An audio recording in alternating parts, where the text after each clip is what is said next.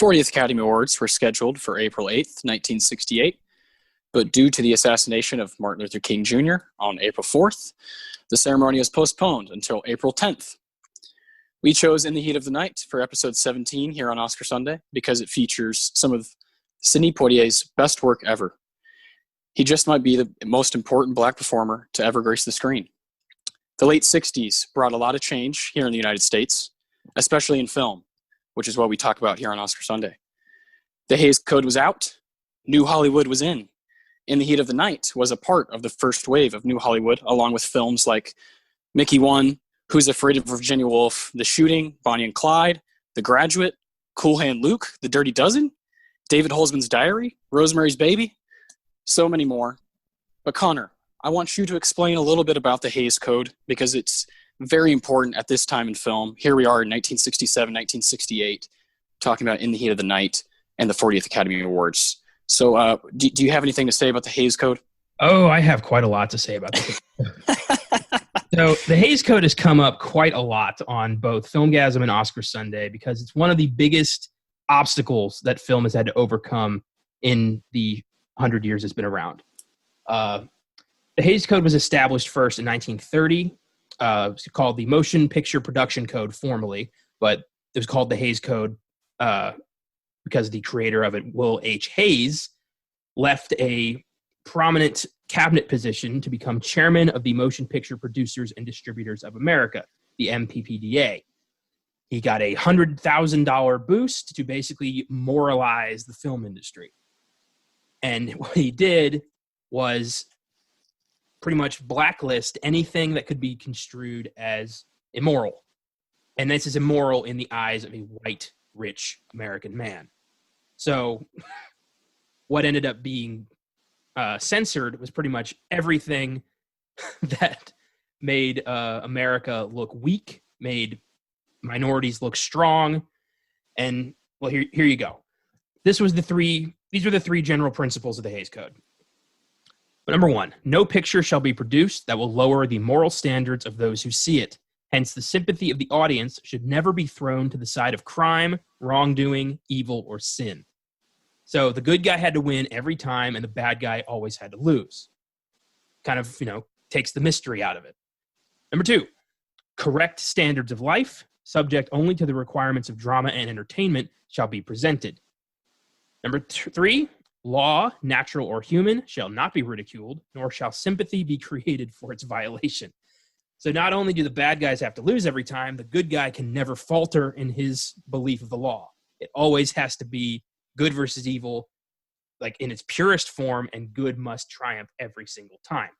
But beyond that, there were a series of rules grouped under these self-explanatory headings.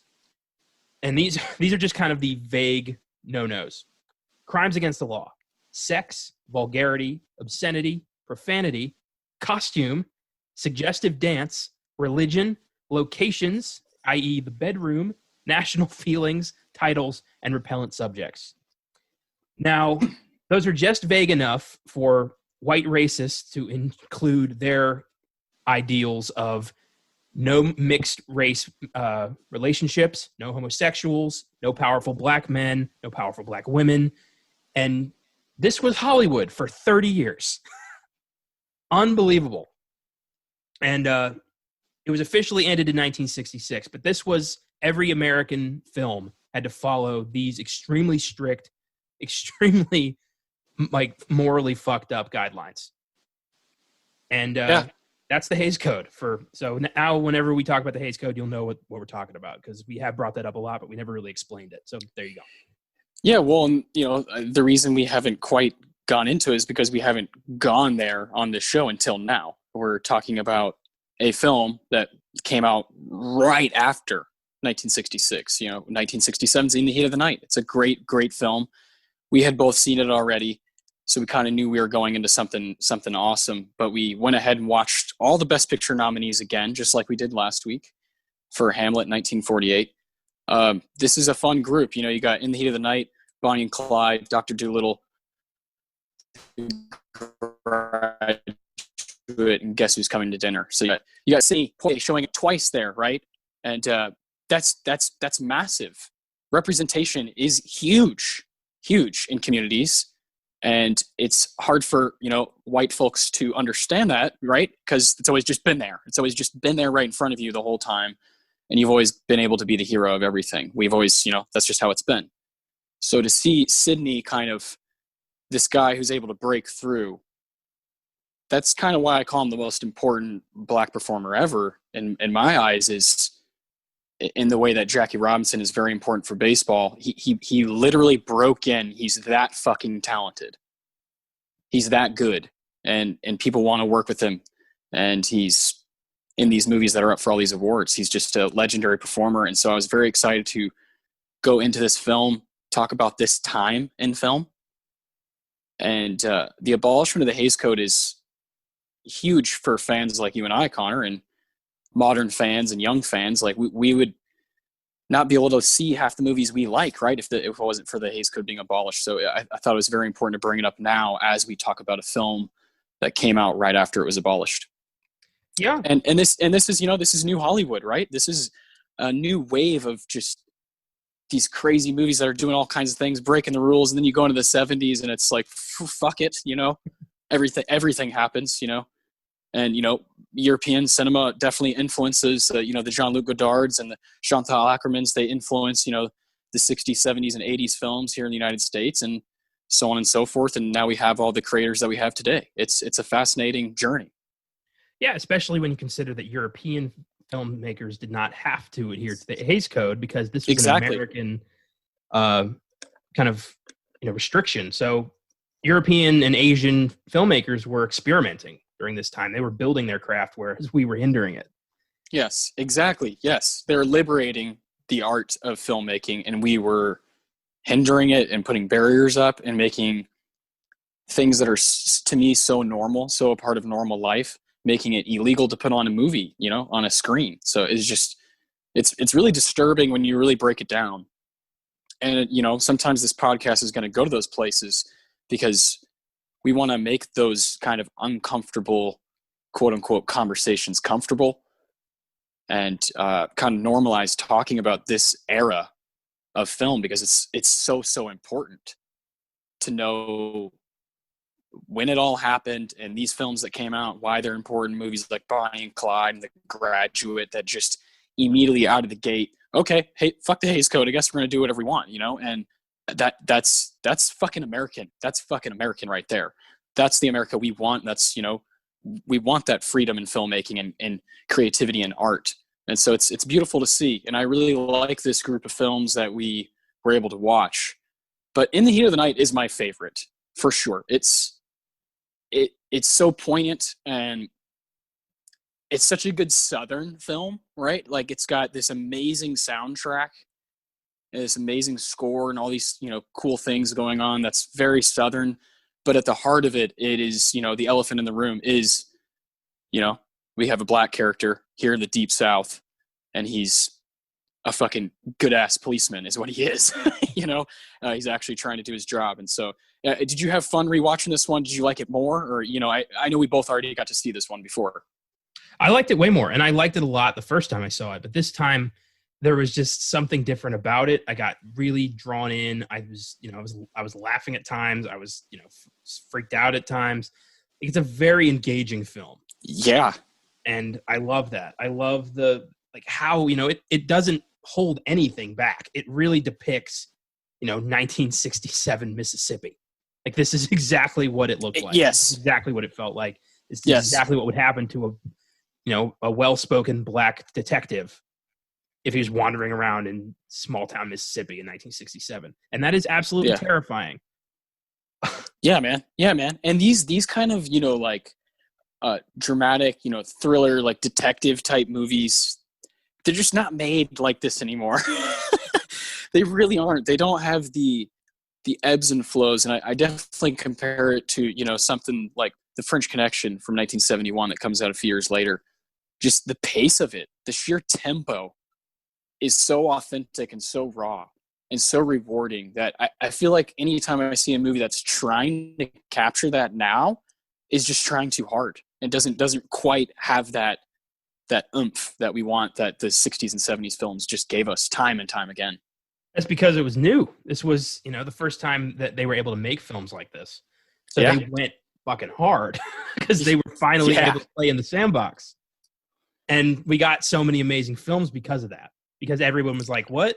It's like the genie at the end of Aladdin. I'm free. I can do whatever I want. I'm going to Disneyland. Like shit. 10,000 years. Yeah, it's amazing. And so I do want to stay on the subject of New Hollywood for a bit. Yep. And ask you. I named quite a few films at the beginning, and those are just some that jump out to me, and some that in general I think are important. Are there any that are like your favorites? Because it's such an amazing time. Easily The Dirty Dozen. Oh, so good. Jesus. So obviously war films were a big commodity from, post World War II to the beginnings of Vietnam. So, but all those war films always had, clean cut John Wayne, American cowboy leading the charge against the evil bastards. I'm morally amazing. Nothing bad will ever happen to me because I'm an American. But then with the abandonment of the Hays Code, you had a film that features the worst soldiers in the military, the people who have deserted, who have killed, who have raped, robbed, they're in line to be executed. And they are turned into a team to go fight the Germans. That is badass. That is a great idea, and they never could have gotten away with that in the Hays Code. That's a film that needed the Hays Code to die so it could live. And it is so badass. Yes. Yeah. Those are certainly ones that like jump out to me, right? Or like ones that like Rosemary's Baby is so appalling. Yeah. If it came out now, the film is so dark. We talked about Roman Polanski on Filmgasm plenty of times, and he'll come up, sadly, unfortunately, on Oscar Sunday as well. But Rosemary's Baby is definitely one that sticks out just because of the sheer, darkness of it, the fear, the scary moments. Yeah. But yeah, this era is filled with amazing films, and I'll continue to kind of go back and try to check them off as I go. The big ones. Yeah. And then like bouncing off of Rosemary's Baby, that film opened the floodgates for movies like The Exorcist and The Omen to kind of just take the ball even further. So the Hays Code was holding back literally every genre of film. The dramas were oh my god, clean. Yeah. Horror wasn't scary enough. It was ridiculous. Oh, and not to mention some of my favorite movies, like Coffee and Foxy Brown, the blaxploitation era where it's like, oh wow, here's like a entire race that's been neglected by the film community finally able to be on the screen. And again, that's why I think Sidney is just so damn important, because he came before that wave, right? He's a part of the starting of the wave. Speaking of, I just want to point out that Sidney Poitier, with his nomination for The Defiant Ones in 1958, became the first black man to be nominated for Best Actor. And then with his win in 1963 for Lilies of the Field, he became the first black man to win it. Yeah. So. Oh, yeah. He's just wicked important to the Oscars, wicked important to film in general. And get this, there would not be another black winner of Best Actor until 2001 when Denzel won for Training Day. And then I think it was Forrest Whitaker for Last King of Scotland, and I think that's it. Yeah. For best actor, yeah. Oh wait, Jamie Foxx. Mahershala Ali for best supporting, yeah, but yeah, it's not the ratio is fucking crazy. Few and far between, which is why we are going to, it's obvious at this point that we're two white guys, carrying this show, talking about the Oscars, but we will make it a point to talk about movies that have black representation, that have, whether it be foreign representation, we're going to talk about, Korean films. We talked about a French Algerian film already. We intend on stretching to find the films that the Oscars have missed, because we know our criteria is that there's supposed to be a nomination there, but we're going to do our best to, to find the films out there that do have the representation, because we certainly want equality when it comes to movies. And we love the new rules. We love the potential that they have. the guidelines that the Oscars are now making. You know, it's a plan from now until like 2024. So we'll see how it all unfolds. But I'm really excited, and I think you are too. Just this sort of thing's kind of needed, right? Yeah, And it's necessary. It's just necessary. Yeah, on every level, everybody deserves the same opportunity to be, to get to do what they love to do. I don't think that's a controversial statement. No, not at all. Not at all. And it's so crazy that it took as long as it did to destroy something like the Hays Code. And it's crazy that it's, still taking time to have, like fairness in award shows. And those conversations are so hard to have, because really what it comes down to is the rooted, issue is opportunity, and you need to have representation in, the director's chair and with the writers and the producers, not just the actors, right? You want that everywhere within the films being made. So I'm excited for those rule changes coming for the Oscars, for their guidelines. And I think it's a conversation we will continually have on this show, because it's fucking important. We're not just going to only talk about the white guys they've just fucking praised with, flowers forever. Let's be honest, they've given out these kind of like participation trophies at times to white guys who are old as shit, who've just been in movies for 30 years while they neglect black talent. It's just facts. They've given Roman Polanski break after break after break and given him awards, given him best director. And, that's just absurd. That's absurd when you give this guy a chance over and over just because of the skin. It's really annoying and frustrating, in a conversation I don't want to shy away from. And we're not going to on this show. Yeah, absolutely. I mean, if you're familiar with the Filmgasm podcast, our thoughts on Roman Polanski, our thoughts on John Wayne. We detest these people. But, yeah. Polanski's films, I think, are a different animal. And 100%. We want to, talk about all that. And, it wasn't just, you mentioned not giving, black talent enough chances either, but it also was the same for, Latin talent and Asian talent. Oh, like it's always been 100%. The white man has always been in the spotlight. And yes. Even today, I'm expecting kind of the same thing for next year's Oscars, but I'm hoping that it doesn't happen. And I'm not, saying that every white person who's ever won an Oscar didn't deserve it. That's not at all what we're saying. We're just saying that,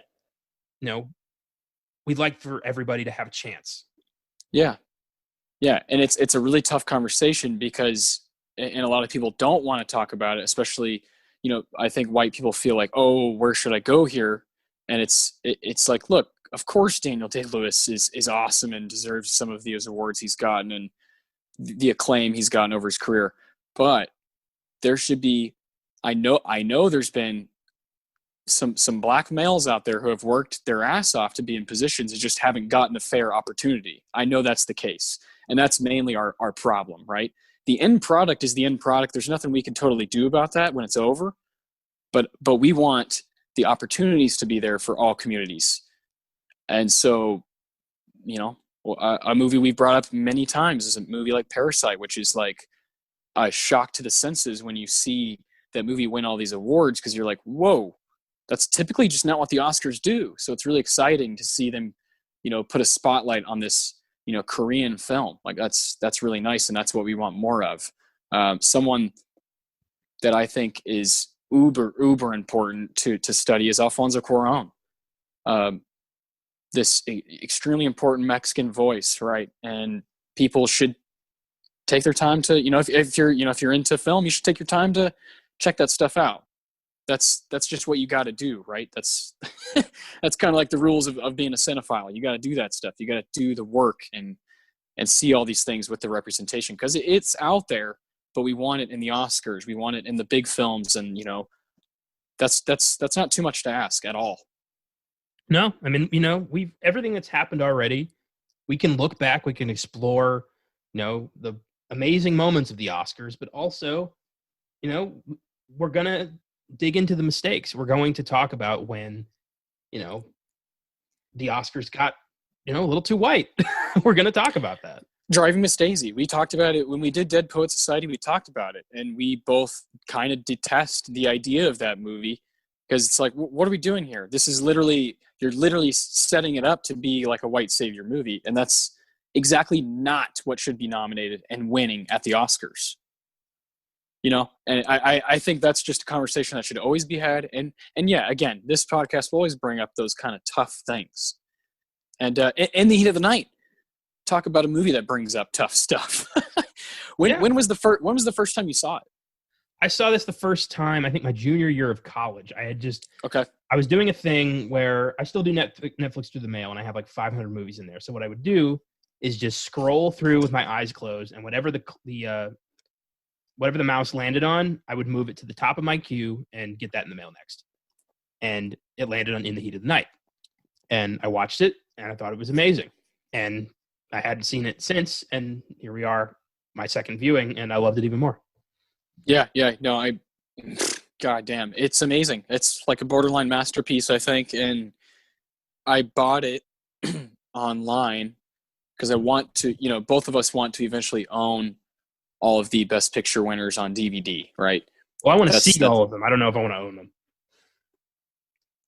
I think I do want to own all of them. I think it'd be cool to have them all kind of like on the shelf together. Yeah, of course we both want to see them all because you got to have that. You got to know what to say when when someone asks you if it's good. That's true. And so In the Heat of the Night is one I just kind of looked up online. It was shortly after Willow was born, and I just bought it for like $6 on I can't remember what website it was. Bought it, got it in, watched it, immediately fell in love. The music is something else, and that's been something that's been on my Spotify now for the past year and a half or so. And rewatching it was a treat. It's got some scenes, some moments that made it very hard for me to choose my best scene for later. Oh man, I really, really adore the performances in it. I adore the tenacity and authenticity that it has, the screenplay. Yeah. That they weren't afraid to say some words, but also have the guy they also allow the guy to defend himself, meaning Tibbs.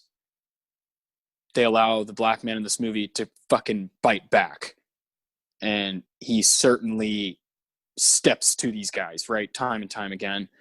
And not just performance-wise, but his character too. Like both of them, like Sydney is like, okay, Rod Steiger, like, let's go, and kind of like steps to him. And they're both just playing off each other in such a wonderful way, a way that reminds you of, Samuel Jackson, John Travolta in Pulp Fiction, and, Tim Robbins and Morgan Freeman in Shawshank. Like these movies that you're just like, I just love these guys together, I could watch this for fucking days, that's the kind of attitude I have anyway when I'm watching them. It's amazing, man. And won 5 awards. And of course we're going to talk about what it was all nominated for, and definitely going to talk about the Best Picture race there because we got to see all 5. We're going to have a really interesting conversation for Best Actor because we've also seen Cool Hand Luke. Yes. Yeah, we're going to have some fun here, but we're also going to have our 4 categories for just In the Heat of the Night. And I think it'll be a lot more fun than last week's Hamlet. Yeah. Because they're actually tough to choose. So do you want to start? What's the first one we should do here for In the Heat of the Night as far as its nominations? Probably effects. Yeah, always start at the bottom, work our way up. It's more fun. Yes, sir. Yes, sir. Let's do it. So sound effects, the category that would evolve into sound editing. 2. We have The Dirty Dozen and In the Heat of the Night. The Dirty Dozen won this award, and yeah, honestly, I don't see why In the Heat of the Night was up for sound effects.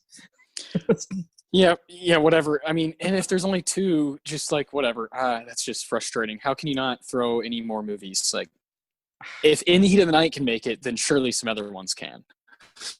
But I would have thought like Bonnie and Clyde would have gotten a nomination for that or something else. In the Heat of the Night, it's not a movie known for its sound design, really.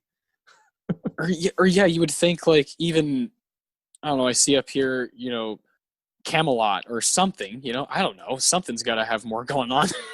However, it did win Best Sound, the award that evolved into Best Sound Mixing. So it did win that. And it was up against Thoroughly Modern Millie, Dr. Dolittle, The Dirty Dozen, and Camelot. And Again, The Dirty Dozen. I just don't see it. I don't see the sound design of this movie. I don't get it. Yeah. I'm not quite sure. I'm thinking people were probably really impressed by like some of those initial scenes in within the heat of the night when there's multiple characters like talking at once and the phone's going off and people are like, whoa, I imagine those people watching Uncut Gems. Yeah, probably. Talk about a movie, Uncut Gems, talk about a movie that needed the Hays Code to be gone for it to exist at all. Holy Lord. You could go back to the past 50 years of film and get, hundreds, maybe thousands of films that would not exist if the Hays Code. Oh, easily thousands. I think so many of my favorite movies. Every horror film since 1960, pretty much. Yeah. Basically. That whole genre would die in the 50s if the Hays Code was still active. Yeah. We would just have to watch foreign horror all the time. That's true. America would just have nothing to like no dog in that race. Which would not be, I'd be kind of okay with, because I love foreign horror so much, like some of the Japanese stuff. Like I'd be okay. I mean, it would suck, but I'd be okay. Not imagine a world without the films of John Carpenter and Wes Craven. It'd be terrible, but I don't want to live in that world. But if I had to pick a genre, right, I think horror, because I love so many of, what the other guys are doing, and I'm so interested in seeking them out. You know what I mean? Yeah. Obviously, it would suck. I mean, I wouldn't be able to see fucking Hereditary. Like, are you kidding me? Like, come on. If that movie was taken away from me, I'd lose my mind. So ridiculous. Next up, best film editing. This In the Heat of the Night took this one. It was up against Guess Who's Coming to Dinner, Dr. Dolittle, The Dirty Dozen, and Beach Red. Haven't seen that one. No, I don't know much about. Yeah. What do you think? This one's tough. Best film editing is, again, I think, a category where they don't know exactly what they're looking for yet. And there's not, dare I say, at this time, there's not enough distinction as far as the audience knowing exactly what they're watching. I'm not saying the filmmakers don't know what they're. Of course, the filmmakers know what they're doing. I mean, Stanley Kubrick is fucking dominating in the 50s and 60s and doing crazy shit. He knows what he's doing, but I'm not quite sure if the audience and the Oscars and the film community in general knew exactly like where to pinpoint those kinds of things. Yeah, I see what you're saying. This was, I think I talked about this when we did the episode on, I think it was The Great Dictator. Might have been On the Waterfront, I think it was. Okay, yeah, episode 10. This was a time when, a lot of filmmakers would just, point and shoot. There wasn't a lot of editing that needed to really tell the story. It was all just, whatever we get on camera. And with the death of the Hays Code, you had a lot more experimentation going on. You had filmmakers who were never able to make a film now able to do whatever they wanted. So tricks were, like familiar tricks we see now that kind of make a movie stand out. We're just kind of starting it out. So I can see why film editing would be difficult to kind of determine here, because was there really anything special in that department? I don't think so. Yeah, I'm with you on that. And so that one's tough. I guess if I'm choosing out of these, we haven't seen Beach Red. I think I'd choose The Dirty Dozen again. Yeah, probably me too. That takes us to the other film. I keep doing that. I've done that in like every episode. The other nomination that the film did not win, Best Director. Okay, yes. We have Norman Jewison for In the Heat of the Night, Richard Brooks for In Cold Blood, Stanley Kramer for Guess Who's Coming to Dinner, Arthur Penn for Bonnie and Clyde, and the winner, Mike Nichols for The Graduate. Who do you think deserves Best Director at the 1967 Oscars? Norman Jewison for In the Heat of the Night. But I do love The Graduate. I really enjoy that film. I think it's important for people to watch. It's one of the like real big ones of New Hollywood. A lot of rules being like, okay, we're taking that to the next level, and it's funny, and it's a movie that's referenced all the time, But as far as just directing, and I just think scene to scene, like, holy shit, like they just stack up next to each other. I got to go In the Heat of the Night. Yeah. Okay. You know what really made this didn't really have anything to do with director, but I just wanted to point this out. In the films we watched, something I noticed was the almost nudity that happened in in most of the films, especially in The Graduate and In the Heat of the Night. We have so much implied nudity, but like we don't see anything because even then it was still like that was too much. Yes. Oh, yes. Yeah. In the Heat of the Night, at the very beginning of the film, it's like, whoa, what's going on here? And in The Graduate, when Mrs. Robinson turns around and you can tell she's naked, but you don't like the way it's cut, you don't see anything. It just made me laugh. And then we have our good buddy pal Steven Spielberg in 1975 with Jaws being like, I think I'm just gonna put some boobies at the beginning of the movie. He just went for it, he took it. He took it there. Things like that just show you, how quickly the landscape can change. It's hilarious how like one decade that will condemn you and completely destroy your career, and then another gives you a PG rating. yeah. Gives you the like monumental, film cinematic history changing summer movie Jaws. Yeah, that's PG. Let's take the family out for a day and go see Jaws. Yeah, that's really funny to me. That 10 years earlier, it would have been like, no. My pick for director is Stanley Kramer for Guess Who's Coming to Dinner. That's definitely number 2. Oh boy, that movie is something else, isn't it? Right? I would say that one's influenced a heavy amount of films, whether they know it or not. It has that again, that elephant in the room, the underlying, just the whole time. You can feel that tension, whether they want to believe it or not. It's there. So I have a very big extended family. I have a lot of interracial marriage in my family, and when I posted my review on Facebook, my great uncle George, shout out to George Lewis if you're listening to this. He's a black man who married a white woman, and he commented, "Been there," and I was laughing so hard because he's he had to do that. I mean, you don't think about it these days as that big of a deal. I've never considered interracial marriage to be anything different than just marriage. To me, it's always just been marriage. There's been no issues with that in my family or anything. But, you look at a movie like this, and that was a taboo subject in 1967. Yeah, 100%, 100%. And your co-host here, myself, my girlfriend is black, and I, think it's extremely important to be aware of that and be aware of how it's been treated over time, and how there's people who still don't like it. And there's plenty of people who still look at you, in a certain way or whatever. And you just have to stay as positive as you can and remember the people who are, being progressive and moving forward. And it's really difficult, right? Obviously it's just one of those things that's really frustrating, but again, we're not going to shy away from those kind of conversations on this show. And this, Guess Who's Coming to Dinner is like shoving that in your face the whole movie. Yeah. And I thought it was hilarious at times. And then at times it almost made me cry at times, where it's like just the situation itself. And, I personally, can't say I relate to it.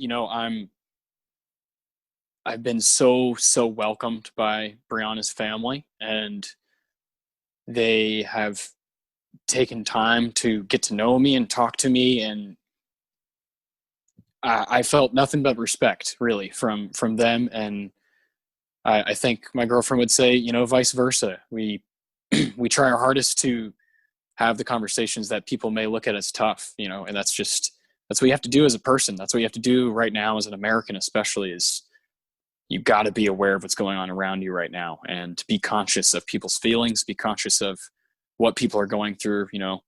It's a tough time, and it's been a tough time. And here we are talking about a movie from 1967 when shit was really tough. At the beginning of the show, I talked about how Martin Luther King Jr. was shot, right? Was assassinated. And it's just fucking devastating. And to see this movie win Best Picture, I really, really wish Sydney also would have gotten a nomination. That would have been really nice, and maybe even a win. I agree. It would have been nice, especially since he turned in 2 incredible performances. No kidding. And got Jesus. shut out for both. Yeah, that's really frustrating, right? It makes you think like, come on. Like, were you guys just trying to be fake nice? Like, come on. But I do have some mixed thoughts about that, and we'll get to that when we get to Best Actor. Hell yeah. Next up, Best Adapted Screenplay. This was a good one. So we have Ulysses by Joseph Strick and Fred Haynes, In Cold Blood by Richard Brooks, The Graduate by Buck Henry and Calder Willingham, Cool Hand Luke by Don Pierce and Frank Pearson, and the winner, In the Heat of the Night by Sterling Silliphant. Amazing name. Yeah, I think absolutely this film deserves this one. Yeah, man, I need to read the novel. I don't know why I have. Some people might think that's lame for me loving this movie so much, but not reading the book. But I definitely intend on it. I don't think it's lame. I'm a huge Lord of the Rings fan. I've never read those. Really? I didn't know you hadn't read those. Huh. I read The Hobbit, but I have not yet read. Oh, okay. I was going to say, I thought we had talked about some Tolkien before. Shit. Yeah. The Hobbit's great. It is a great, yeah. Lord of the Rings, great movie, great book. I've heard Hobbit, okay movies, great book. We don't need 3 Hobbit movies, but that's not for now. Yeah. different time. Some other episode. That's a whole podcast. All right. That takes us to Best Actor. The big one that I really was looking forward to talking about tonight. So we have Spencer Tracy for Guess Who's Coming to Dinner, a posthumous nomination. He died 17 days after filming. Paul Newman for Cool Hand Luke, Dustin Hoffman for The Graduate, Warren Beatty for Bonnie and Clyde, and the winner, Rod Steiger for In the Heat of the Night. All right. So who do you want to drop for Sydney? So here's this is the interesting conversation, because Spencer Tracy, should he be supporting instead of Best Actor? I don't know. Rod Steiger, are Rod and Sydney both up for leading? Are one of them supporting? I don't know. It's really hard to figure that out. I just think it's a damn shame he's not in there. It is a damn shame, but these 5 are fucking stellar. I agree. I think, to answer your question, just if I had to take one of these out without thinking about that, I would take Spencer Tracy out and put Sydney from In the Heat of the Night and for Virgil Tibbs. Spencer Tracy is great. He's great. But I can't take Paul Newman out. I cannot take Dustin Hoffman out. I can't take Warren out, and I can't take Rod Steiger out. I can take Dustin Hoffman out. I think that's who I would drop.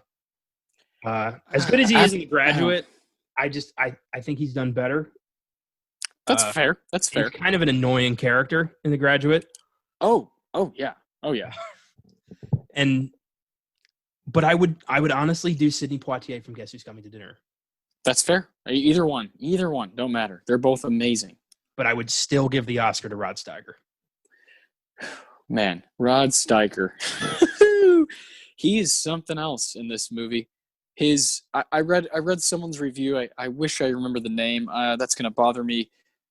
But he had mentioned how this performance by Steiger as Gillespie, he knows that he's not smarter than Tibbs, but he also knows he's not as arrogant as the people around him in his hometown. And it's the ultimate trapped character who is finally confronted by someone who's smarter than him, and he's like, fuck, I'm not I'm not in charge of the town like I thought I was. And when you watch this movie a couple times, he is doing some crazy shit in this movie, and his whole get-up with the hat, how he keeps moving it up to the side, his glasses, the kind of Hunter S. Thompson yellow glasses, it's just everything's, spot on. Well, I listened to Rod Steiger's acceptance speech, and amazing. I thought he was British. He's not. He's from West Hampton, New York. But okay. He sounds like he's got an English accent. I don't know what it is. It's New England. I don't know. But he's such a humble figure. He he dedicated his Oscar to Sidney Poitier and said that he valued his friendship and he learned about prejudice, like from his side of things. And it just, you could feel the love. And I really liked that. I love Rod Steiger, his evolution in this film, because he starts out as almost the bad guy. Like he's the Southern sheriff of this Mississippi town. He's obviously going to start some shit here. He hates Tibbs from the beginning simply because he's an educated black man who doesn't know his place. And over the course of the film, a relationship starts to bloom there, a mutual respect. And it never feels unearned. It never feels insincere. You believe it. Yes. And I love that. You rarely get a believable version of this relationship in film. A lot of times it's like hey, we're not so different, you and I. Let's be, we're brothers at heart, but it never feels deserved. But in this film, you get it. Yeah. And I think it's because of specific scenes that's doing the work, right? And you have scenes we'll get into, I'm sure. One that I love is when they're talking on the couch, and he's like, "What'd you say, black boy?" And it reminds you that he still doesn't really like you. He respects you. But that's all it takes, right? That's all it takes. And for these two guys to get the job done and to like work together. And it's just, I don't know, man, they don't make them like they like this one. I hear some older people say that, like, they don't make them like they used to. And I fucking get it, after watching some of these 60s and 70s gems that are just the way they move. Again, the tempo and the pace of it is just special filmmaking. You really do feel like this is the beginning of a completely new generation. They all feel like they are heralding the beginning of something amazing. You can still feel it now, right? As you watch it, as the opening credits happen and the music's playing and you have kind of like jazzy, bluesy music going on. It's just like, whoa. It immediately takes you into a different place. And that's exactly what you wanted to film. And this era does that the best. I can't believe that Ray Charles was not up for Best Original Song for this. Oh, yeah, I know. I looked at that earlier because I was, just looking at the nominations, and I was like, whoa, how is that not one of them? That's kind of ridiculous. You never know with these things, man. Yeah, so who are you settling on for your Best Actor choice? I love Rod Steiger. I think he's great. I love Sidney. I think they're both amazing in the heat of the night. But I think it's this might sound almost counterintuitive after everything I've said, but I think it should go to Paul Newman for Cool Hand Luke. I was not expecting that left turn. Okay. Paul Newman, obviously one of the golden boys, one of the golden boys of Hollywood, and it's for a reason sometimes. He's damn good. I love him in this. I love him in The Hustler. Big fan of some of his work. And I think of those performances, I think that's the one that I'm like most impressed by. But In the Heat of the Night is a film I'll keep watching over and over. So I could grow even more attached to Steiger and Sidney's performances. Paul Newman's a guy that we are eventually going to dive in deep on this show. Of course. So many Oscar nominated films. Personally, I think the man should have 2 Oscars, and that is for The Hustler and Road to Perdition. Road to Perdition, underrated as fuck. Yeah, he almost plays like a ghost in that movie. It's phenomenal. Another one that I don't think ever got enough credit. Another film I'd love to do on this show. But yeah, while Paul Newman is this huge, massive name, if you ask, most people our age, they're going to have no idea what his movies are, and so he's definitely a guy we want to take the time to totally dive into and give him all that respect. But yeah, I've seen a handful, and Cool Hand Luke's one of his best. He's awesome. He is awesome, and that movie was bonkers. I thought Strother Martin should have been up for Best Supporting Actor. Like, I thought he was fucking crazy. Oh yeah. Yeah, well, George Kennedy won for that. You got some cool names there. John Cassavetes, just obviously a fucking legend for Filmgasm, and Oscar Sunday. We'll talk about him plenty of in the future. And Gene Hackman, yeah, just he was churning out some great stuff at that time. Guess Who's Coming to Dinner? You got Cecil Kellaway, and then Bonnie and Clyde, Michael J. Pollard. So yeah, just awesome group as well. This happens a lot with Best Supporting Actor. You get these really fun, juicy character actors, but also big time actors doing all these different roles. It's always a good variety, good wide range of performers. It's definitely my favorite category. Every year, it's always crazy. It typically is for me as well. What are some of your favorites? Because I wrote like a top 5, but what are some that like jump out to you? Because like for me, immediately that jumps out to me is Mahershala Ali in Moonlight. I think Javier Bardem in No Country for Old Men as Anton Chigurh. Like those are some other ones J.K. Simmons and Whiplash. Those are some more recent ones that I adore. Some of my favorite winners of the past. We just talked about Walter Houston in Treasure of the Sierra Madre. I thought he was amazing. So good. Let me think here. Definitely, Heath Ledger. We're talking current. Definitely Heath Ledger in The Dark Knight. Robert De Niro in The Godfather 2. Yeah. There's been a lot of ones that didn't win. A lot of memorable nominations, but winners. I am jumping to a lot of current stuff because I know it. I like to go all over the place, but really in the past 10 years have been some of my favorites. Oh yeah, no, I have no problem definitely being honest about that. I think my all-time favorite is Christoph Waltz for Inglourious Basterds. That one's legendary. For me, it's Mahershala Ali and J.K. Simmons. Those are 2016 and 2014. So, oh yeah, J.K. That's one of the best villains, of the past decade. So, also one of the best performances and one of the best movies. We definitely talked about that in episode 8? I think so. Something like that. I don't know. Yeah. Quick update, by the way. I personally finally decided to push Whiplash up to a 10 for me, so it is now a 10. It's a fantastic. Welcome to the club. Yeah, it's a 10. You knew it all along. I did.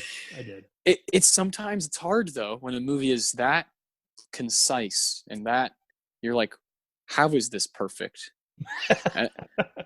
Truly, I think about some movies where I'm like, is it really? A film I just watched that I gave a 10 that I'll have a review up is Hunger from 2008 directed by Steve McQueen. After it ended, I was like, why did I like that so fucking much? And I was like, just be honest with yourself, man. You loved it because you loved the story and you loved what Michael Fassbender is doing. I do have to shout out one last Best Supporting Actor winner. I can't believe I left him off. Joe Pesci in Goodfellas. Oh, dear Lord. Yeah, of course. Tommy DeVito. Goddamn.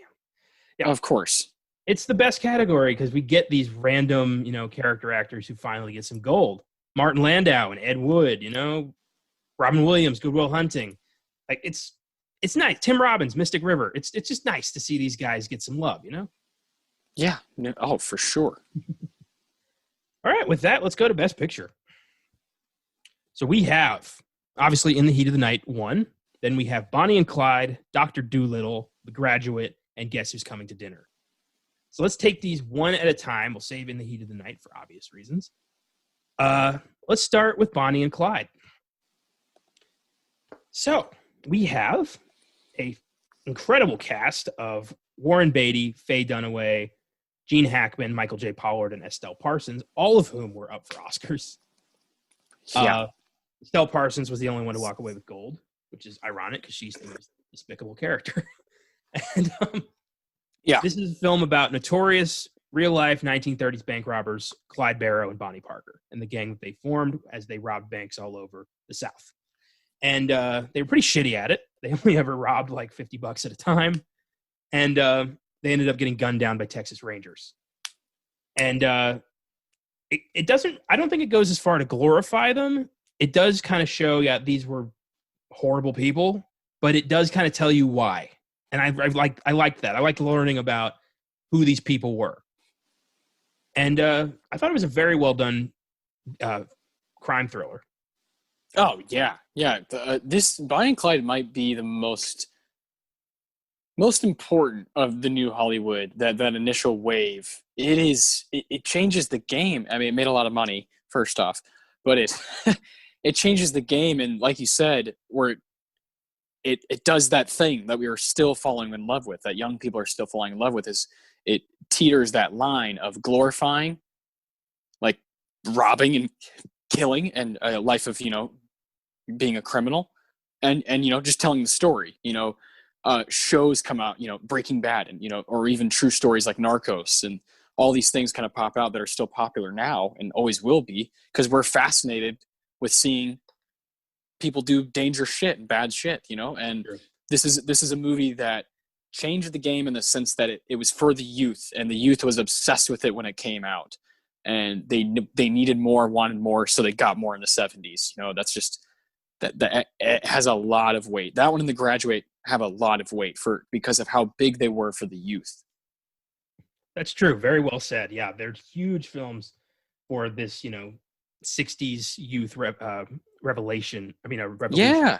Well, think Where- about us. Think Yeah. about us, man. If we were 25 during the, we're like, yeah, listening to Bob Dylan and shit and going to see these movies, this is what we would be doing. Like, this is the world we'd be trying to find and living in, is stuff like this. Is 100% we'd be seeing Bonnie and Clyde in theaters. Like, whoa, that would blow our minds in 1967. Yes, it would. Yes, it would. And was this I would say this is Warren Beatty's kind of first big movie, right?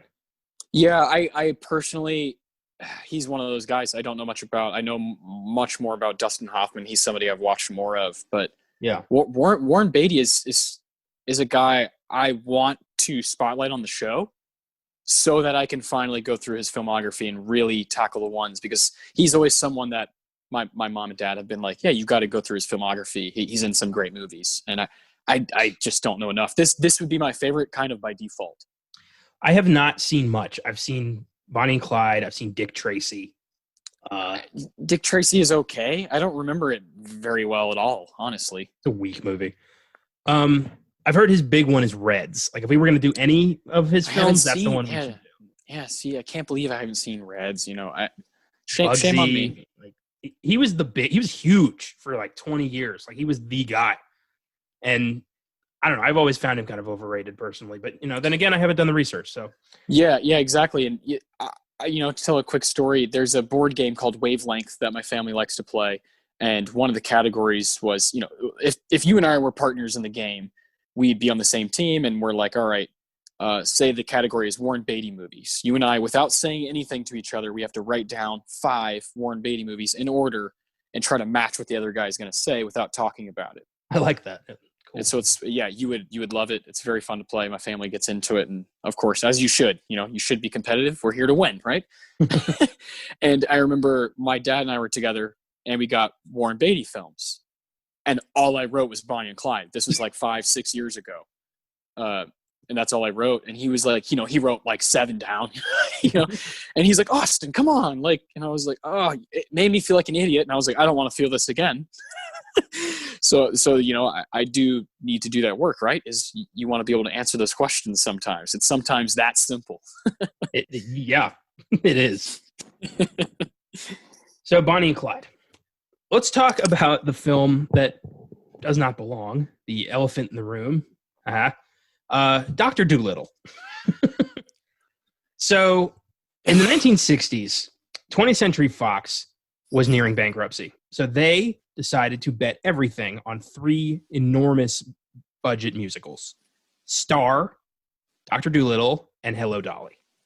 All 3 of these films tanked spectacularly and nearly bankrupted the studio. And if they hadn't re-released The Sound of Music, they would have gone into complete bankruptcy, and we would have lost Fox in the 60s. Dr. Dolittle is the lowest scored Best Picture nominee in history. That's a 29% on Rotten Tomatoes, and it is critically reviled across the board, yet it scored 9 Oscar nominations and won 2. Why? Bribes, plain and simple. The 20th Century Fox execs invited the Academy board members to a wine and dine party and basically just liquored them up and got Oscar nomination promises out of them. And that's why this film is among these cinematic greats. Sometimes back in the day, it was that simple. It really was. And it brings me back to when we did the Z episode. I remember Hello Dolly had a whole bunch of Oscar nominations, yet it failed. So I was like, huh, now I know why. Definitely took some bribes. Yeah, and it leads me to think, and I told you this before we recorded, like maybe we should do Dr. Little in the future and just kind of go into all this stuff of the bribes and whatever was going on exactly with the Oscars. But the film itself is just not really for me. It's not that bad, like 20 bad, but it's not something I want to rewatch. Well, Fox was really hoping this was going to be another My Fair Lady for them. And they cast Rex Harrison, who was a complete prick the entire time because he did not want to do this. So he decided his way of having fun was he was going to make everybody's life a living hell. Yeah, he would just randomly like appear in shots he's not supposed to be in just so he could fuck them up. Yeah. He would insult everybody. He would berate people. He was throwing racial slurs at the Islanders. Like he was the worst on the set of this film. And the final product is not worth the headache. It's not a very good film. None of the songs hit. Like they're all offbeat. They're all off tempo. Like they didn't even try that hard. It's 2.5 hours long. It's ridiculous. Yeah. That runtime was really daunting, and I was like, oh man, halfway through it I was like, oh boy. Yeah. Here we got to keep going, but it was okay because the other 4 movies are so worth it. And for those of you who don't know, I mean, the character of Dr. Doolittle has become pretty iconic over the years, but it's a doctor who can speak to animals, who decides to go on a voyage for this mythical sea snail after he gets thrown out of his hometown for being crazy because they all think he's nuts because he can speak to animals. He kind of is nuts. So. Well, in the whole movie, like horrible shit happens, but he's always just like, oh, never mind. Oh, yes. Complete, shipwreck, exile, about to be killed and eaten by natives, and he's like, oh, never mind. Little bird will get me out of this one. The rain in Spain stays mainly on the plains. Yes. As much of a as big of a dick Rex Harrison is, there's something about his performances that are just undeniably charming. I don't know what it is. Oh yeah. Just he's got a little shine in his eye. Yeah. He does. I feel like, when he's there, I feel like, you know what, this might suck, but I'm gonna enjoy him. Yeah, I'm gonna have some fun. This guy's an entertainer. Yeah. And then it hurt to find out that, oh yeah, and he's a complete asshole. All right. It's like when you find out Santa Claus isn't real. It hurts. I mean, you kind of expected it, but it hurts. You're like, yeah, I kind of figured. Yeah. And that brings us to The Graduate. Film about a recently graduated college kid who has no clue what his future is going to bring. His family is very certain about his path. He gets overwhelmed, ends up sleeping with his parents' older friend, Mrs. Robinson, starts a torrid affair with her, and then ends up falling in love with her daughter. It's a very weird love triangle. And it's an issue I do not wish on most people. I can't imagine that this happens a lot. But Dustin Hoffman is a very neurotic young man, and Bancroft is a total bitch, and Catherine Ross is very sweet and he does not deserve her. So that's The Graduate in a nutshell. Thanks for listening. Oh, it makes Wayne's World 2 a lot funnier. I have not seen Wayne's World 2. I know. I'm sorry. I've seen the first one, but I have not seen Wayne's World 2. I'm not going to say it's as good, but it's close. Like, it's one of my favorite sequels of all time. High praise. And Christopher Walken, my lord, he is amazing in that. Yeah. Damn. Yeah, I figured you would have seen both of those. Those are both real funny. You had me at Walken. Oh, that's great. Oh boy. So The Graduate, I liked it, but it's a very odd movie. It feels like a Woody Allen movie. Yeah, that's a great way of putting it. Just the way it's the lighting, the way it moves, the cinematography, transitioning. It definitely feels that way. And the tone, it just resonates on this strange level with, I wouldn't say just males, but people who are out of school and are like, what is happening? Oh yeah. And so sometimes whatever it may be, you kind of go for the first thing that comes to you, sort of thing. And whether it be a job or a relationship or this or that, or, opportunity, and The Graduate captures that tone really well. This is the one I've seen the most out of all of these, just because I saw it quite a ways back. I probably saw it at an age my parents wouldn't be too happy about, but but I really enjoy this one. It's there's the poster up at the draft house we worked at, right? It's there for a reason. This is a classic for a reason. One thing I did relate to with The Graduate is I've been in that post-college haze where you're kind of just like, what do I do now? And if there's one thing I absolutely fucking hate, it's anybody trying to dictate my life. So I understand that mentality of like, my parents are not going to tell me what to do. I'm a grown-ass man. I'll figure it out. Like, I hate the concept of the plan. And thankfully, my family was never like that. But I have known people who had that plan. They couldn't deviate from the plan because their parents had, set everything up. It reminded me of Dead Poets Society of like, yes. This is how it's going to be. So shut up. Yeah. No. Oh yeah. Yeah. And The Graduate, again, there's, Dead Poets Society, Risky Business. You could keep going down the line of all movies that deal with like that exact thing of, I don't know if I want, I don't know if I want to do this. If I'm doing what my parents are telling me to do. Yeah. And it's that simple thing of, being, a young adult is so hard. It's so hard to navigate. Well, that line of where his dad's like, so are you going to go to graduate school or are you going to throw your life away? Like, Jesus, are those the only two options? Yeah.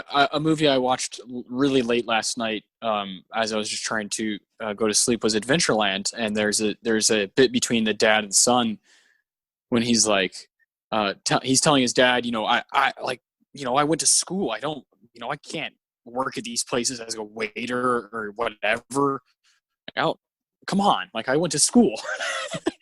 And he's like, so I had to get a job at Adventureland. His dad's like, come on, kiddo, you can do better than that. And it's like, well, but Dad, this whole school thing got fucked up. So, like, you got to give me some time. And the dad's like, well, but you got to get a job. It's like, well, this is the job I got right now. It's that whole cycle. It's a vicious cycle that we've all, in some fashion, sort of been through, whether it be after high school or after college or anything. It could be a freshly out of relationship where you just kind of feel like, what the fuck? What am I going to do now? Those crossroads moments, and they're important. Well, I'll be open about this. I kind of fucked up my life trajectory when I decided not to pursue a teaching certificate when I was getting my bachelor's in English. I had been working towards getting a teaching certificate, and then at the last second, I got talked out of it, and I changed my degree path and graduated with an English degree with a minor in media studies, which means absolutely dick. So I ended up with a useless degree that I can get, like, that does not benefit me with any job. And I was like, fuck, why did I do that? I ended up getting a job taking staples out of paper for a year. And then I finally had an epiphany of like, I need to finish this. I need to see this through. So here I am. I'm back in school and working towards a graduate school. But I had that moment of like, what did I fucked up. Like I fucked up bad. Hey. And it took me like, a couple years to finally realize that. So I get it. I understand that mentality of like, what is my life supposed to be? And, did I miss the boat or has it not arrived yet? Oh, right. Presque-vu, fear of missing out and all that stuff. Like those things, tip of the tongue, all those things where you're like, oh, the moment's right there. But if I go here, I'm going to miss it. And if I do this, am I going to miss this part of my life? And so The Graduate, for whatever, if people don't like it or not, I think it's important for that part of film where it's okay to bring up those emotions of just, like you said, the haze, the haziness, of being young and people telling you, you got to figure something out now. Ooh, and clearly you and I are impacted by it. Well, the generation before us was told you need to go to college, then you need to get a job, then you need to get a husband/wife, then you need to have a child. That is the plan. But our generation has realized, like, no, you don't need to do that plan. You can do it any way you want. It's up to you. It's your life. And I think we're the first generation to realize that. Thanks, Fight Club. Yeah, Tyler Durden did this to us. Yeah, we're a generation raised by our mothers. Fucking Brad Pitt. That's the real cause of all this. No. But seriously, you think about movies like that are playing on those emotions, and it certainly comes back around to The Graduate and those emotions of, what are we doing? Am I important? and it's amazing. It really is. And that's like a big part of movies. I certainly will do The Graduate at some point on Oscar Sunday. I'm not sure when, but 1967 has some bangers, and I'm really excited to explore them in the future. Right? We have a good lineup to choose from. Yes, we do. And that takes us to Guess Who's Coming to Dinner. My personal favorite of the bunch. I fell in love with this movie. Basically, young white Joanna shows up to her liberal white upper class parents and says, I'm going to marry a black man. And they're like, you what now? And it's basically an hour and 40 minutes of that. But it's hold. Yeah. It's only going to get more uncomfortable from here. Oh, yeah. And she is so like, no, everybody will love this. Not realizing, the climate of the world and how, both white and black parents are going to react to something like this. She's so naive and so much like Allison Williams' character in Get Out. What's her name? I can't remember her name, but the character in Get Out at the beginning. Oof. And then you find out later what's really going on. That character has certainly lasted over time. This character in Guess Who's Coming to Dinner.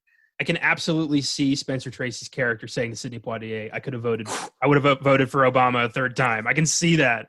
Yeah, for sure. I can't believe I didn't make that connection. Yeah. Oh, that's what I was thinking about the whole time. And I'm sure there's other films, I can't think of them right now, but just at the top off my head, you think of Get Out, a movie that 2017, you're talking about 50 years where it's like, you can feel tones that are similar in both movies. And that's just the power of cinema, right? That's why we have these podcasts. That's why we love it so much. Yeah. And this film is so timely, and it's so, timeless, really. I mean, these arguments are never going to stop, regrettably. These, the way this is framed. But the film is so well written, and all the characters are so realistic, because I love the idea of older liberal white parents who are still appalled by this. Like, it's who they at their core, they're still like, I am not okay with my daughter marrying a black man. Yeah, and that's the movie, right? That's the whole movie. Is we couldn't have the white family be just straight up racist, who are just like out front about it. But the fact that they do call themselves liberals, and then when they're finally challenged by something, finally confronted, are you really? Yeah, and then on the opposite side of it, you've got Sidney Poitier's parents who find out that their son is going to marry a white girl, and they're just as appalled. Yep. But they are much more vocal about it, especially his dad, who's like, what the hell are you thinking? My favorite scene is when Sidney Poitier confronts his dad and says, you think of yourself as a black man. I see myself as a man. Oh, my God. I cried. I'm not going to lie. I was like, Sidney. Oh, boy. Sydney's something else, yeah. And then, of course, during production, Spencer Tracy was diagnosed with a terminal illness. He was on his way out. Katharine Hepburn was doing everything she could to make sure he finished this movie. The scene where at the end where, Spencer Tracy admits, his true feelings. Katharine Hepburn is crying. That's not fake. She's crying because her best friend and lover is dying. And that part of it really hurt, because I'm a big Katharine Hepburn fan. And I'm just finding out about, Spencer Tracy's work. So Yeah. that They hurt. were in something like 15 movies together over their careers, and Yeah. yeah, that's really special. So for sure that added to the punch of this movie. Well, and Stanley Kramer is the same guy who did Judgment at Nuremberg, Yes. Yes. and I, oh my lord, that was one of my favorite films we ever got to talk about, and another film I would love to do on this show because Oh, that movie yes. was unreal. So Stanley Kramer is quickly becoming one of my favorite filmmakers. Yeah, that's 1961, was Yeah. that? Or yeah. So yeah, we'll definitely cover that one day. Oh, so many great films to choose from, and In the Heat of the Night beat them all. Is there anything you would have liked to see get nominated for Best Picture in '67? Yeah, so I was able to watch the film that won Best Foreign Language Film, which was a Czechoslovakian film called Closely Watched Trains. I think that movie is far better than Dr. Dolittle. David Holzman's Diary, Cool Hand Luke.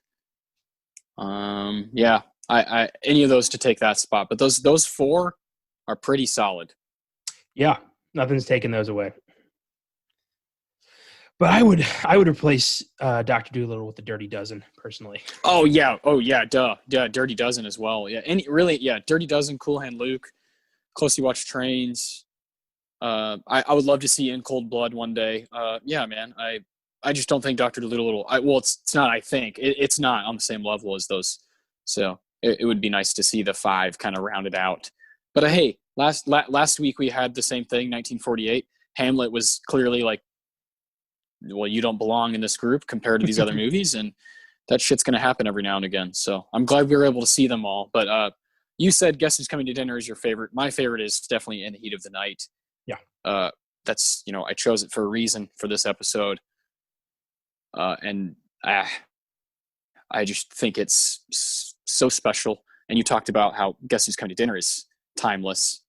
In the Heat of the Night, my lord, is also timeless. Unfortunately, Yeah. you could talk about all kinds of angles with this. You have the racial, divide, and prejudice and racism, and you got a black cop, right? And obviously police and black Americans are not getting along, haven't gotten along for a long time, and therefore a lot of American people don't get along with the police. And it's such a fascinating movie to just look at any time in America. That's why it's timeless, and that's why we need filmmakers to kind of interpret what's happening for us. And I think that's uber important, and it's also just a really well-made movie. It's not just really important and got a lot to say. That and Guess Who's Coming to Dinner are also, they're just really good movies and really rewatchable, and have things that you're going to pick up on as you see it more and more. So I really like this group, man. It's a shame Dr. Dolittle kind of makes it look not as clean. You know what it is? It's the winning sports team where one of the kids their parents bought their way in. Yeah, exactly. They're like, oh god, Timmy. At Yeah. least he's tall. Just go stand by the rim or something. Yeah, well, come on, Chief. Put the ball in the basket. Oh God.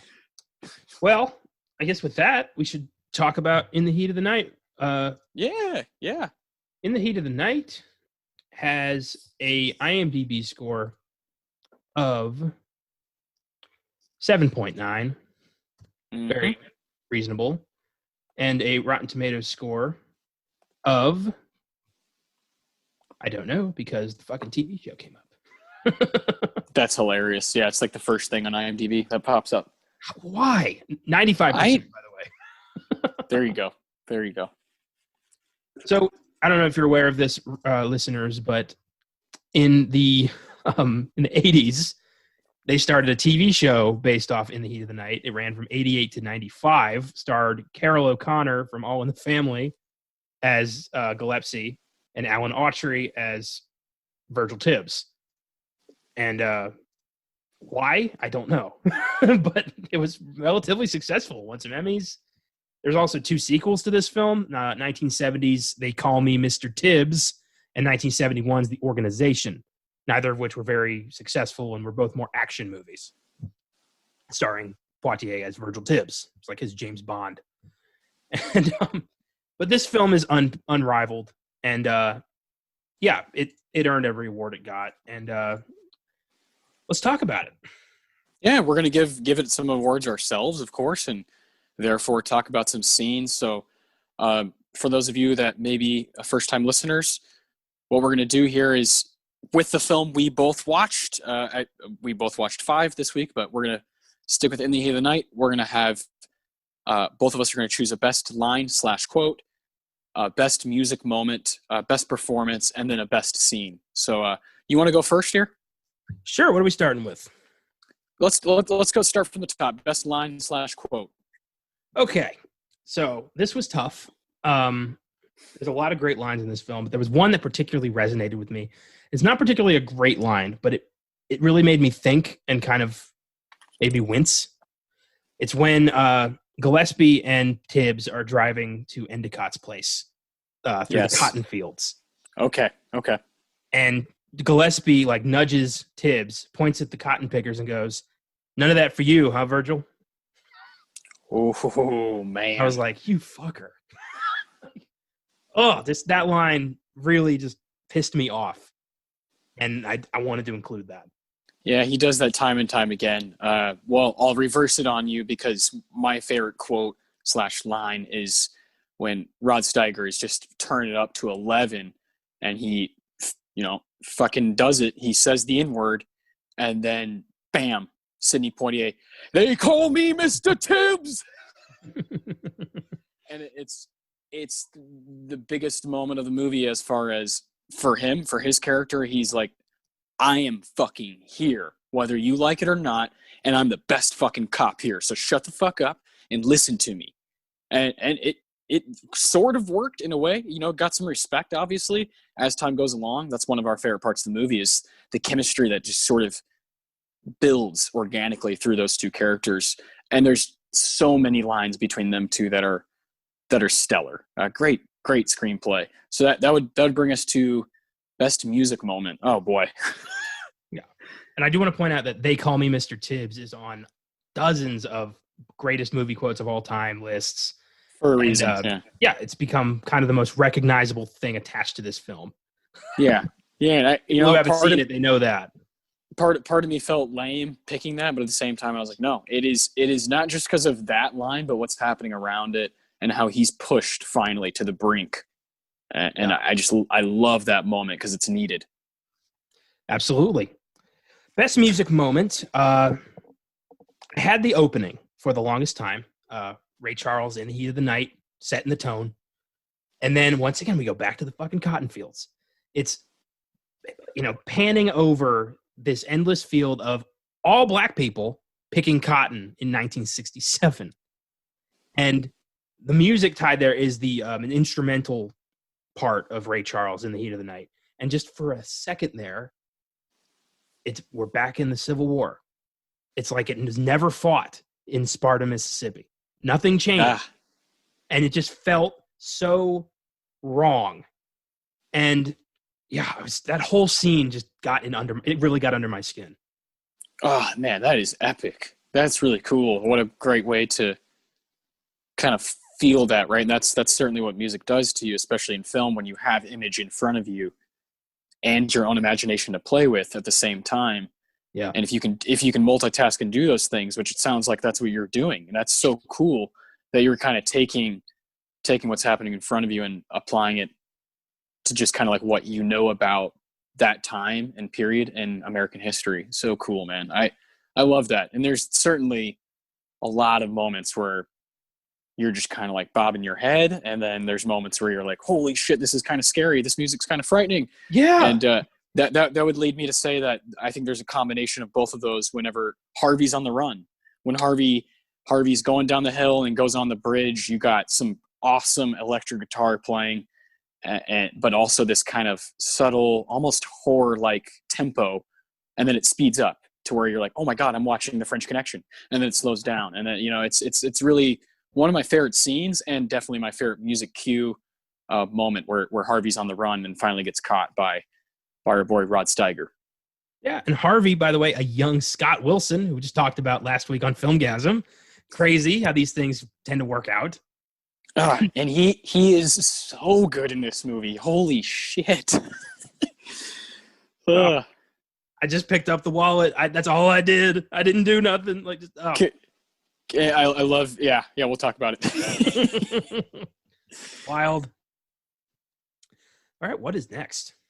Best performance. Okay, I think we're going to be split here. Yes, we are. Why don't you start this one off? I gotta go with my man, Mr. Tibbs, Sidney. He I didn't think that the first time I watched it. I thought Steiger owned the film the first time I watched it, and he does. He still does. I'm not saying he's not dominant in this movie, but the fact of the matter is, Sidney Poitier is a black man working in 1967 on this movie, and he's fucking killing it. Not just like, oh look, there's a black guy on the screen. No, like that guy's outshining everybody else. He's really, really good. He's there for a reason. You know, he earned this shit. He's fucking amazing. You know, like you said, go back to the 50s. This guy's been doing it. True. Very true. And when I watched it last night, I had a similar feeling I had when I watched Black Panther, where I kind of put everything to the side and I was like, good God, this guy is good in this. Holy shit. You know, you just watch it for what it is. And I was blown away by his performance, blown away with what he has to do, especially in reacting to Steiger's incredible performance. So I know you're going Steiger, but it's a toss-up. I have no problem with either one. They're both amazing. Me neither. And Poitier, like, what he has to do as Tibbs is he has to check himself every time, or else he's going to die. And that's an incredible performance. And I do love him in this, but there's something about Rod Steiger. I know. Upper New York, it's like, you know, upper New York kind of educated, well-spoken man transforming into a bloated asshole of a Southern sheriff. And it works so well. He disappears. I don't see Rod Steiger. I see Gillespie. And it's just so great. Because for me, and this is going to be stupid, but I don't care. Rod Steiger, to me, has always been General Decker in Mars Attacks. That's the first thing I saw him in. That's always what I've associated with him with, just being the psycho warmongering general. So to see that guy as this guy is a treat. And it feels like I'm watching something special. And I like that. But as you said, you know, I could go either way. This is a very tough decision to make. They're both, you know, and sometimes it's like, well, it doesn't matter. They need each other, right? They're both playing off each other. It's kind of like, you know, I love sports. So it's like when two guys in basketball are just kind of like, yeah, we have our teammates, but you and I are in something, like we're in a special zone right now. We're going to kind of go off each other. And it certainly happens in art. It happens when you're doing something creative. And it's certainly happening in the heat of the night. It's happening through, you know, time and time again. It's amazing. It really is. It really is amazing. So, best scene. Best scene. You want to start it off for me? You go ahead. Yeah, I think these are going to be different as well, because mine is a little more subtle than most people would expect. It's the scene when Harvey and Tibbs are in the jail cell together and they're talking, and that's when Tibbs is questioning Scott Wilson's character Harvey after that amazing chase scene. And there's something happening there. There's some magic happening there. As much as I just talked about Steiger, and this is kind of why I like Sidney performance a little bit more. When Sidney's on the screen by himself without Steiger, he's still really, really fucking good. The scene with what's her name, Mama Khalida, is that her name at the end of the movie? Yeah. That scene is incredible. The way he kind of has this slight relief that, like, oh my God, another black person, but at the same time he's like, I got to stay locked in. And then he does it right here in the scene with Harvey. He's carrying it, and Scott Wilson, that slight accent when he's asking him where were you, and he's like, "No, I'm not. You could ask Jeff Packy, or Tim, you know." And you're like, I don't know. It's so Southern and so goddamn American that I love that scene. And Sidney just decided, you know, I read that he made the decision right there to kind of sit down in the bunk bed, and he's just got his hand kind of up. Like the way he's just sitting right there is so fucking confident. And you just like, this guy's going to get some information, you know? Yeah. And it ends up being a huge, huge scene. That's fantastic. So before I talk about my scene, I want to mention something I read in the trivia that I just couldn't believe. So they were originally going to film this in the South. However, Sidney Poitier recalled a time where he and Harry Belafonte were nearly killed by the Klan. So they decided to relocate filming to Sparta, Illinois. And they did go to Tennessee to film the cotton fields because there are no cotton fields in Illinois. So during that filming, while they were there, Poitier slept with a gun under his pillow and was harassed. But thankfully, nobody was hurt.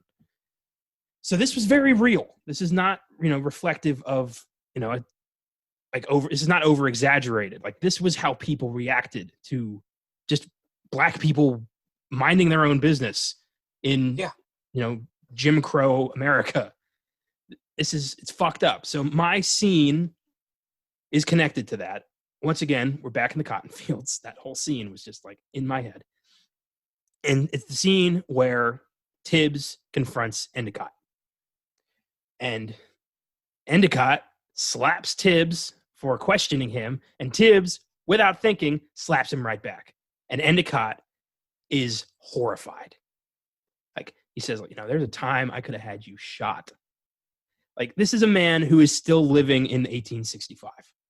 Yeah. And Tibbs does not give a fuck. And Gillespie is like, he's like, why did you do that? Now I have to do something. And Endicott's looking at Gillespie like, what are you going to do? And he's like, well, I don't know yet. And I love that scene because it's Tibbs standing up for himself against this vile racist, but also the snowball effect of what it does to Gillespie. Because throughout the movie, you have people telling Gillespie like, why didn't you do something? Like people in the town are more upset that Gillespie didn't react than they are to Tibbs slapping the guy. Because to them, it showed that Gillespie has picked a side. And that whole mentality, I just can't fucking fathom it. But right. To witness it like this, it's done so well. And I just love seeing Tibbs really stick it to that motherfucker. Fuck yeah. And then when they leave, he starts crying like a bitch. Oh, yeah. So that's my scene. Yeah. Sidney has so many moments of just kind of like, fuck you. I'm here. This is happening. Yes. Oh, goddamn. What else? Anything else you'd like to point out about this film? With the new formula of the show, we're really not spoiling too much of it and really kind of almost teasing it. And I love that because I really want people to be inspired and influenced to go watch it for themselves. This is a classic for everybody. You got to see this one. There's films we've covered that are not for everybody on this show. This is a must-see. Yes, it is. Very much so. If you're a fan of crime thrillers, if you're a fan of racially charged drama, if you're just a fan of 60s classics, like this is an awesome film. It really is. And I'm going to give it an 8, but it is creeping up there. yeah. I give it a 9, and I understand that. It definitely, it's when you're comparing it to other films and you're trying to get fair scores, like I totally get it. It has room to move up. And Guess Who's Coming to Dinner, I also think I would give a 9. I mean, it's just like this group is really good, and I hope people feel, inspired to go watch them because they are, some of them are on streaming services, and that's how we're going to try to do it, is give you guys advice on how to watch these films with us, right? And I'm really excited for what's to come. As of now, In the Heat of the Night is available on Amazon Prime for free. Yes. So you can check it out there. Yes. Yeah, please do. And with that, let's talk about what happened this week in film. Let's do it. So it was inevitable, but it happened. Black Widow has been delayed to May 2021. Yep. It was a long shot that it was going to come out this year. Disney is not known for taking risks. And along with it, West Side Story, which was supposed to come out this Christmas, is now coming out next Christmas. Yep. So it's going to be avoiding this Oscar race. Honestly, I don't think it was going to get anything. I didn't like West Side Story the first time. I'm not going to like it again. So Yeah, same. I don't know why everyone's banking hard on that. Like, I don't care. Who does anybody care? Everyone who loves West Side Story is going to be pissed that they're remaking a classic. Exactly. Who is this for? Next up, Aldous Hodge has been cast as Hawkman in the upcoming Black Adam movie alongside Dwayne Johnson, shaping up to be quite a cool superhero action movie. They've been trying to do Black Adam for like 8 years now. I'm glad they finally are trying. Yeah. No, this is exciting though, right? We've been talking about representation on this show, this episode specifically, and just the kind of shit you want. You want more and more of these kind of things happening, and it makes it exciting for all the kids who get to watch because they get to see themselves on the screen, and I love what they're doing with that stuff. Oh, yeah, and Aldous Hodge is a fucking badass, and he's going to make He's a great badass. Hawkman. Oh, that's exciting. I hope this movie actually happens because they've been saying this movie is going to happen Right. for fucking ever. Next up, Yara Shahidi of the show Blackish has been cast as Tinkerbell in Disney's live-action Peter Pan and Wendy, alongside two newcomers whose name escapes me, and Jude Law as Captain Hook. So, looking like that could be cool. I hope they don't do the whole Native Yeah, American very "What excited Makes for the that. Red Man Red" song, because Oh yeah, they probably need to cut that one out. I can't even watch Peter Pan anymore. It's just so mind-blowingly offensive. And Oh yeah, and it's like, oh my god, it's made millions of dollars. how come Disney refuses to play Song of the South, but they let Peter Pan just fly free? Out of convenience, people are like, oh, this is a classic. Fuck that. I want to see Song of the South. I want to see exactly how horribly racist it is, but I probably never will get a chance. No, probably not. It's just a lost movie. Yep. And finally, and this was sad, actor Michael Lonsdale has died at 89 years old, famous mostly for playing the Bond villain Hugo Drax in 1979's Moonraker. And Drax was one of the craziest Bond villains. His whole plan was he is going to use this extinct orchid flower to make a poisonous gas that is going to infect the entire population of Earth, except for the chosen few he has brought to his ark in space, and he is going to be Perfect. Lord and like God of this new society. Like, this was a Bond movie. This is fucking crazy. They did that because Moonraker came out 2 years after Star Wars, so they had to capitalize on everybody loves space now, so we got to throw James Bond Exactly. in space. And it's ridiculous, it's over the top, and it's one of the most entertaining Bond films they ever made. It's great. I will vouch for Moonraker every day of the week, and I was very bummed yeah. to see that Michael Lonsdale passed away. There's so many few, actors from that generation of Bond left. No kidding. Yeah, Michael Lonsdale, rest in peace. I will be watching Moonraker in your memory. Good. Yes. Let's do it, man. Get a new review up. Yeah. Fuck yeah. Well, that was fun. What are we doing next week? Next week, we're taking it to a slightly older decade, the 30s. So we'll be visiting. It's 1938. It's Angels with Dirty Faces, a film I have not seen yet. What about you? Nope, never seen it. I have not dug into James Cagney at all.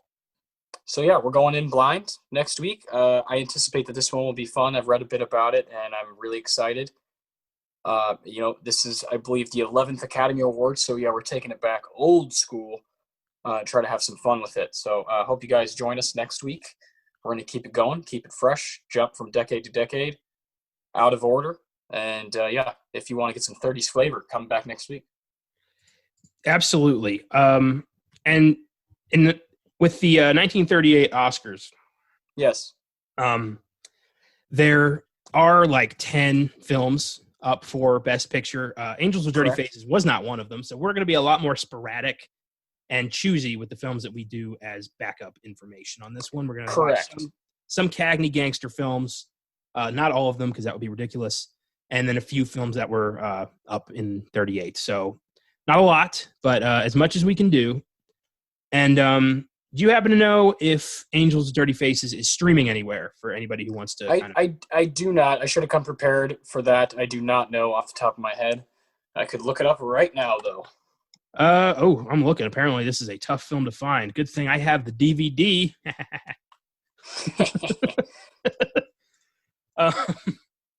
Yeah. So, regrettably, if you can find it, watch it, along with us. If not, tune in next week to find out our thoughts and see if it's something you might want to check out in the future. Yes. And this week on the Filmgasm podcast, we are doing the recently released racially charged horror film Antebellum. So that'll be Wednesday. And thank you for tuning in. I hope you enjoyed this one. This one got pretty political, but you know what? Them's the bricks.